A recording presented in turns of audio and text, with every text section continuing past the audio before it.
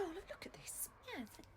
Oh, Henry's written his name. Yes, but look at the state of it. State of the paper. I know. We really need to get better quality. Charlotte, I am not talking about the paper. I know what you're talking about, but we would never actually say that about a child's work. Let's have a look. Spam.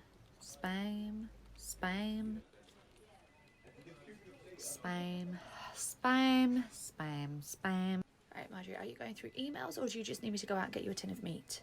I'm going through my emails, okay? Unlike you last week, who I thought you were putting your emails into the trash bin, turns out you were telling me what items of clothing I should be throwing away.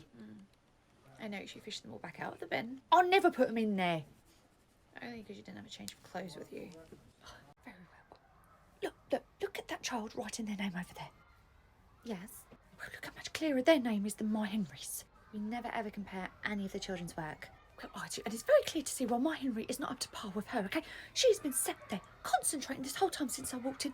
Where is Henry? He's over there sat at a different table.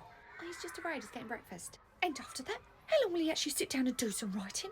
Well, the children can come and go to activities as they please, but if we do a sat-down activity with the children, we like to try and keep them at the table for maybe 15 minutes or so. 15 minutes? That is all he is sitting down to write his name. 15 minutes? Mia, have you seen this email about the car park? Nope. Who's it from? It's from Anonymous. It says, can you please add something to your newsletter about the way people park in the car park? Does it say anything else? These blithering idiots just do not know how to park a car. They either need to learn to drive or get the bus. It's not fair on the rest of us who know how to stay in the lines. Wouldn't just be writing his name during that time, we'd be learning how to do the signs in the air, we'll be doing phonics during that time. 15 minutes for a 4-year-old is quite a long time to just sit and concentrate.